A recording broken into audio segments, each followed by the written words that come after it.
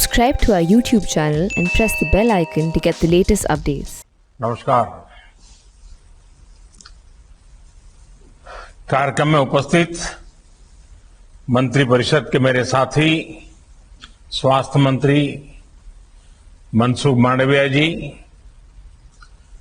मंत्रिमंडल के मेरे अन्य सभी सहयोगी, वरिष्ठ अधिकारीगण, देश भर से जुड़े सरकारी और प्राइवेट अस्पतालों के चिकित्सक, हेल्थ मैनेजमेंट से जुड़े लोग, कार्यक्रम में उपस्थित अन्य सभी महानुभाव और मेरे प्यारे भाई और बहनों, 21वीं सदी में आगे बढ़ते हुए भारत के लिए आज का दिन बहुत महत्वपूर्ण है। बीते 7 वर्षों में देश की स्वास्थ्य सुविधाओं को मजबूत करने का जो अभियान चल रहा है, वो आज से एक नए चरण में प्रवेश कर रहा है और ये सामान्य चरण नहीं है, ये असामान्य चरण है। आज एक ऐसे मिशन की शुरुआत हो रही है जिसमें भारत की स्वास्थ्य सुविधाओं में क्रांतिकारी परिवर्तन लाने की बहुत बड़ी ताकत है। साथियों, 3 साल पहले पंडित दीनदयाल उपाध्याय जी की जन्म जयंती के अवसर पर पंडित जी को समर्पित आयुष्मान भारत योजना पूरे देश में लागू हुई थी। मुझे खुशी है कि आज से आयुष्मान भारत डिजिटल मिशन भी पूरे देश में शुरू किया जा रहा है। ये मिशन देश के गरीब और मध्यम वर्ग के इलाज में होने वाली जो दिक्कतें हैं, उन दिक्कतों को दूर करने में बहुत बड़ी भूमिका निभाएगा। टेक्नोलॉजी के माध्यम से मरीजों को पूरे देश के हजारों अस्पतालों से कनेक्ट करने का जो काम आयुष्मान भारत ने किया है, आज उसे भी विस्तार मिल रहा है, एक मजबूत टेक्नोलॉजी प्लेटफॉर्म मिल रहा है। साथियों, आज भारत में जिस तरह टेक्नोलॉजी को गुड गवर्नेंस के लिए, गवर्नेंस सुधारने का एक आधार बनाया जा रहा है, वो अपने आप में जन सामान्य को एम्पावर कर रहा है। यह अभूतपूर्व है। डिजिटल इंडिया अभियान ने भारत के सामान्य मानवी को डिजिटल टेक्नोलॉजी से कनेक्ट करके देश की ताकत अनेक गुना बढ़ा दी है। अब हम भलीभांति जानते हैं, हमारा देश गर्व के साथ कह सकता है 130 करोड़ आधार नंबर, 118 करोड़ मोबाइल सब्सक्राइबर्स, लगभग 80 करोड़ इंटरनेट यूजर, करीब 43 करोड़ जनधन बैंक खाते, इतना बड़ा कनेक्टेड इंफ्रास्ट्रक्चर दुनिया में कहीं नहीं है। ये डिजिटल इंफ्रास्ट्रक्चर राशन से लेकर प्रशासन तक हर एक को तेज और पारदर्शी तरीके से सामान्य भारतीय तक पहुंचा रहा है। यूपीआई के माध्यम से कभी भी कहीं भी डिजिटल लेन देन में आज भारत दुनिया में अपनी पहचान बना रहा है। अभी देश में जो ई रूपी वाउचर शुरू किया गया है वो भी एक शानदार पहल है। साथियों, भारत के डिजिटल समाधानों ने कोरोना से लड़ाई में भी हर भारतीय को बहुत मदद की है, एक नई ताकत दी है। अब जैसे आरोग्य सेतु ऐप से कोरोना संक्रमण के फैलते हुए रोकने में एक सजगता लाना, जागृति लाना, पूरी परिस्थितियों को पहचानना, अपने आसपास के परिसर को जानना, इसमें आरोग्य सेतु ऐप ने बहुत बड़ी मदद की है। उसी प्रकार से सबको वैक्सीन, मुफ्त वैक्सीन, इस अभियान के तहत भारत आज करीब करीब 90 करोड़ वैक्सीन डोज लगा पाया है और उसका रिकॉर्ड उपलब्ध हुआ है, सर्टिफिकेट उपलब्ध हुआ है। तो इसमें कोविन का बहुत बड़ा रोल है। रजिस्ट्रेशन से लेकर सर्टिफिकेशन तक का इतना बड़ा डिजिटल प्लेटफॉर्म दुनिया के बड़े बड़े देशों के पास नहीं है। साथियों, कोरोना काल में टेली मेडिसिन का भी अभूतपूर्व विस्तार हुआ है। ई संजीवनी के माध्यम से अब तक लगभग 1.25 करोड़ रिमोट कंसल्टेशन पूरे हो चुके हैं। ये सुविधा हर रोज देश के दूर सुदूर में रहने वाले हजारों देशवासियों को घर बैठे ही शहरों के बड़े अस्पतालों के बड़े बड़े डॉक्टरों से कनेक्ट कर रही है। जाने माने डॉक्टरों की सेवा आसान हो सकी है।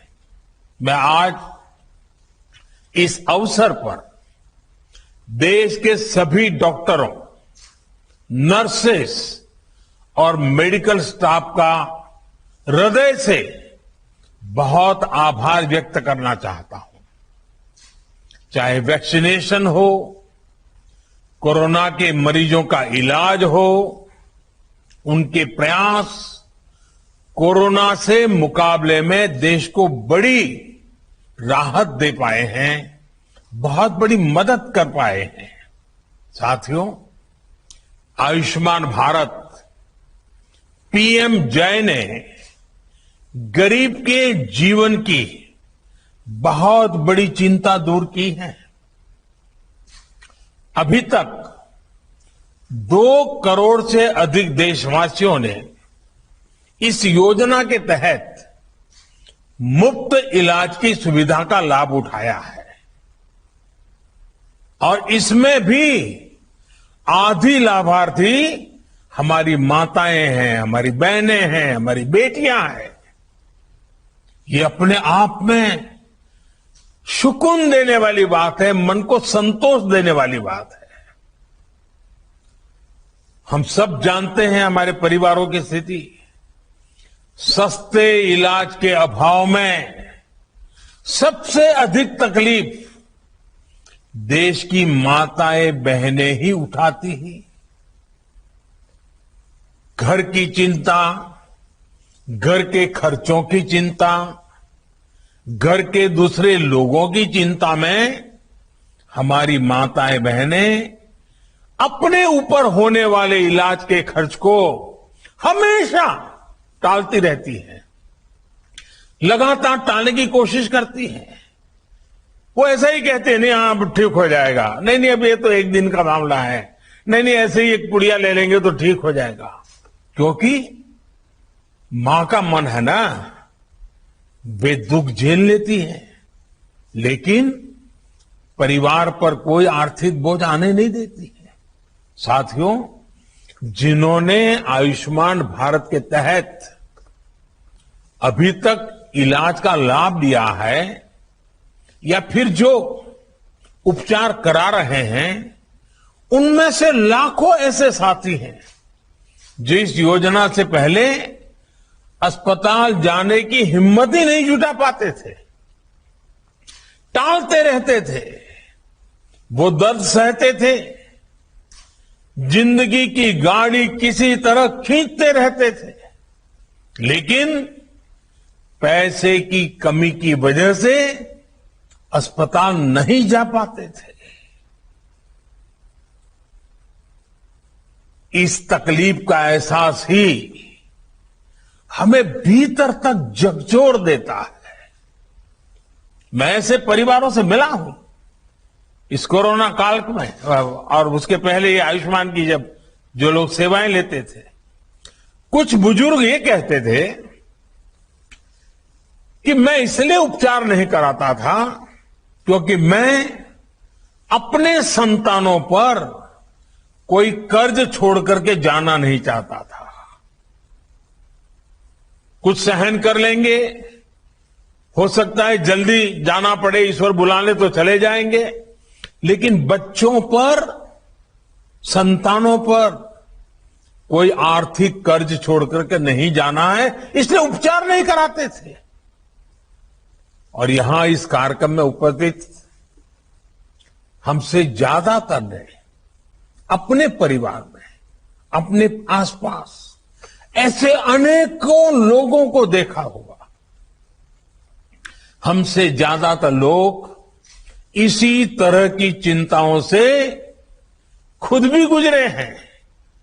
साथियों, अभी तो कोरोना काल है, लेकिन उससे पहले मैं देश में जब भी प्रवास करता था, राज्यों में जाता था, तो मेरा प्रयास रहता था कि आयुष्मान भारत के लाभार्थियों से मैं जरूर मिलूं।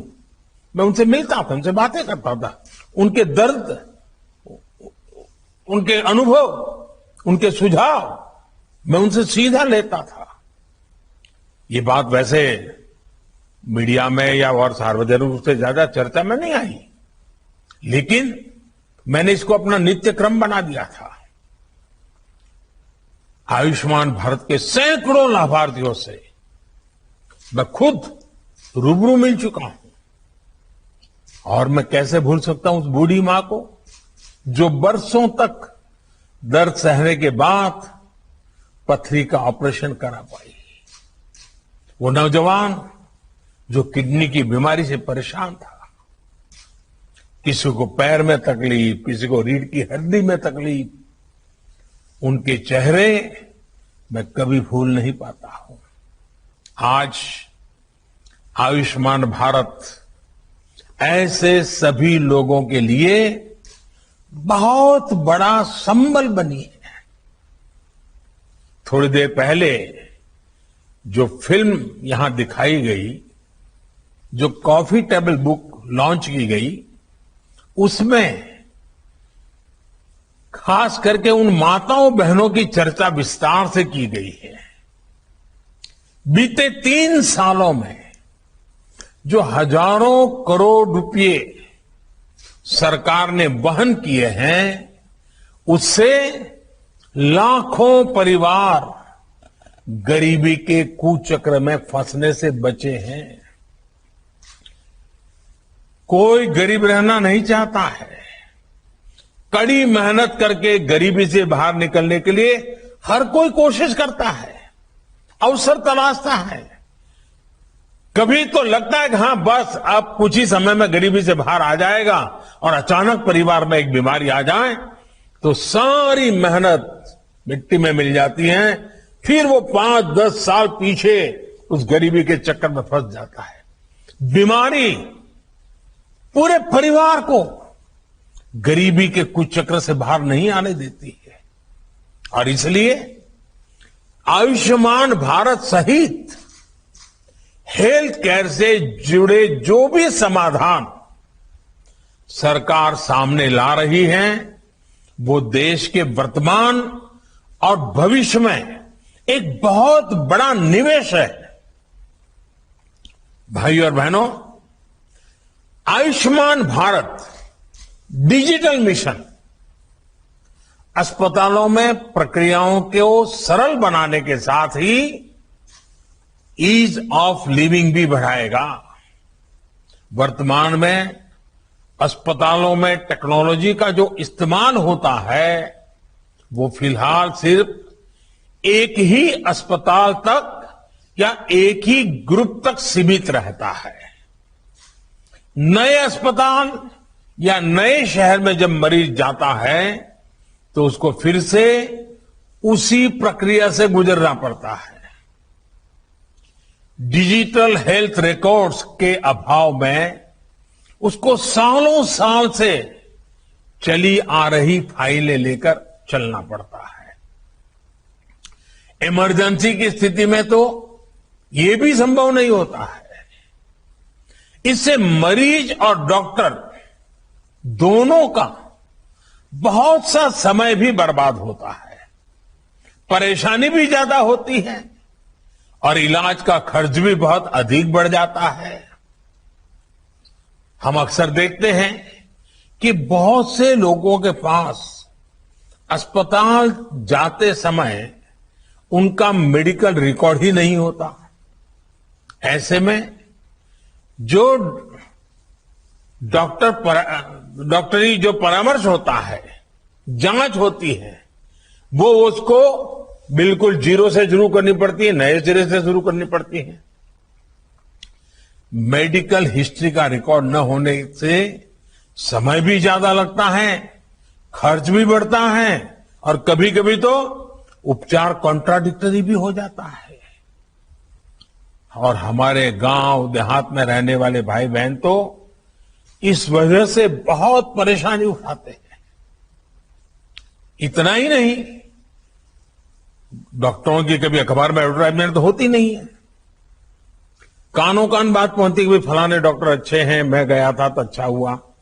अब इसके कारण डॉक्टरों की जानकारी हर किसी के पास पहुंचेगी भी, हाँ कौन ऐसे बड़े बड़े डॉक्टर हैं, कौन इस विषय के जानकार है, किसके पास पहुंचना चाहिए, नजदीक में कौन है, जल्दी कहां पहुंच सकते हैं, सारी सुविधाएं।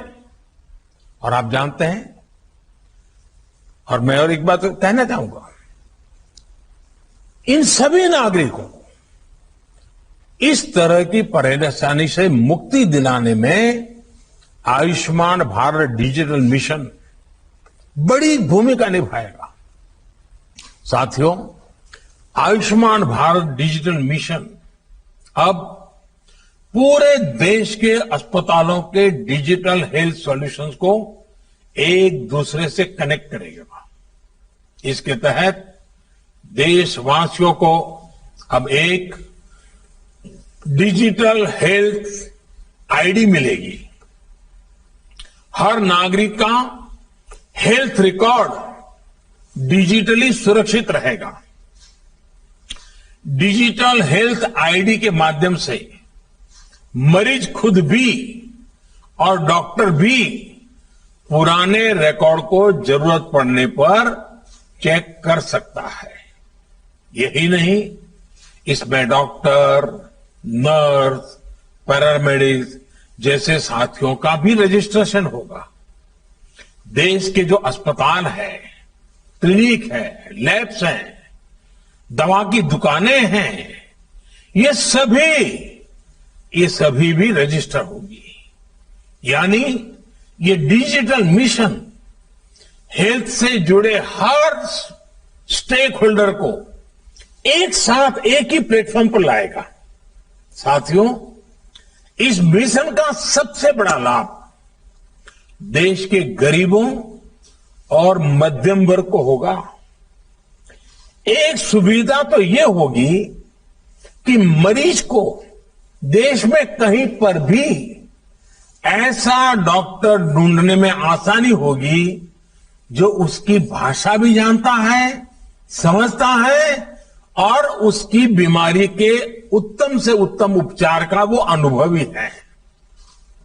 इससे मरीजों को देश के किसी कोने में भी उपस्थित स्पेशलिस्ट डॉक्टर से संपर्क करने की सहूलियत बढ़ेगी। सिर्फ डॉक्टर ही नहीं बल्कि बेहतर टेस्ट के लिए लैब्स और दवा दुकानों की भी पहचान आसानी से संभव हो पाएगी। साथियों, इस आधुनिक प्लेटफॉर्म से इलाज और हेल्थ केयर पॉलिसी मेकिंग में से जुड़ा पूरा इकोसिस्टम और अधिक प्रभावी होने वाला है। डॉक्टर और अस्पताल इस प्लेटफॉर्म का उपयोग अपनी सर्विस को रिमोट हेल्थ सर्विस प्रोवाइड करने में कर पाएंगे। प्रभावी और विश्वस्त डेटा के साथ इससे इलाज भी बेहतर होगा और मरीजों को बचत भी होगी। भाई और बहनों, देश में स्वास्थ्य सेवाओं को सहज और सुलभ बनाने का जो अभियान आज पूरे देश में शुरू हुआ है, ये 6-7 साल से चल रही सतत प्रक्रिया का एक हिस्सा है। बीते वर्षों में भारत ने देश में आरोग्य से जुड़ी दशकों की सोच और अप्रोच में बदलाव किया है। अब भारत में एक ऐसे हेल्थ मॉडल पर काम जारी है जो होलिस्टिक हो, समावेशी हो। एक ऐसा मॉडल जिसमें बीमारियों से बचाव पर बल हो, यानी प्रिवेंटिव हेल्थ केयर, बीमारी की स्थिति में इलाज सुलभ हो, सस्ता हो और सबकी पहुंच में हो। योग और आयुर्वेद जैसी आयुष की हमारी पारंपरिक चिकित्सा पद्धति पर बल हो। ऐसे सभी प्रोग्राम गरीब और मध्यम वर्ग को बीमारी के कुचक्र से बचाने के लिए शुरू किए गए। देश में हेल्थ इंफ्रा के विकास और बेहतर इलाज की सुविधाएं देश के कोने कोने तक पहुंचाने के लिए नई स्वास्थ्य नीति, हेल्थ पॉलिसी, स्वास्थ्य नीति बनाई गई।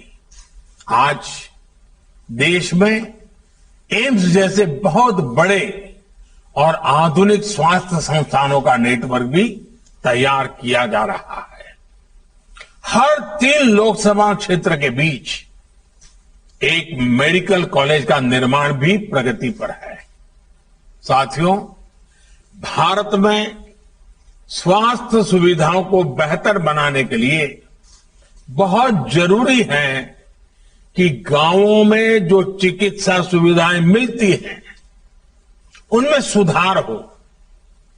आज देश में गांव और घर के निकट ही प्राइमरी हेल्थ केयर से जुड़े नेटवर्क को हेल्थ एंड वेलनेस सेंटर में उससे सशक्त किया जा रहा है।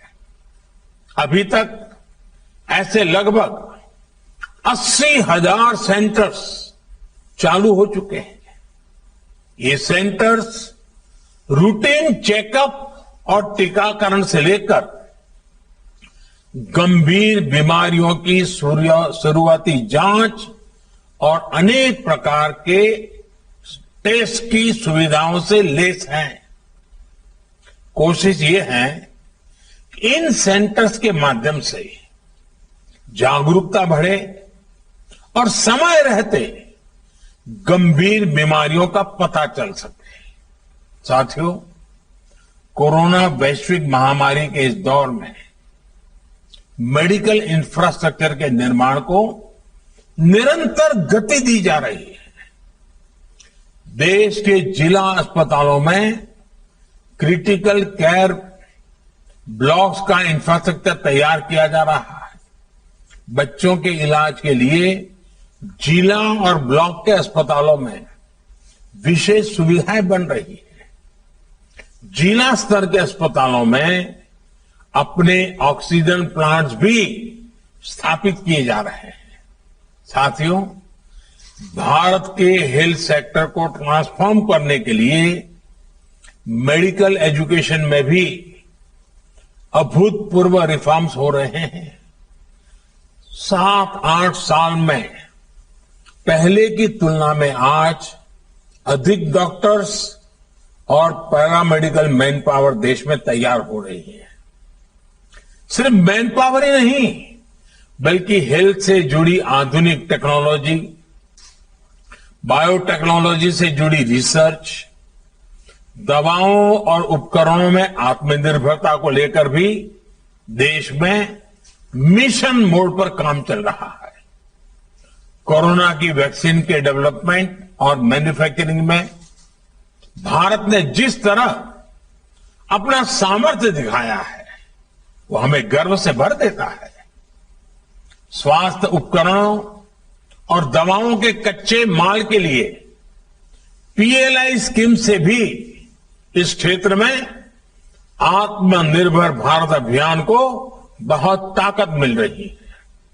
साथियों, बेहतर मेडिकल सिस्टम के साथ ही ये भी जरूरी है कि गरीब और मध्यम वर्ग का दवाओं पर कम से कम खर्च हो।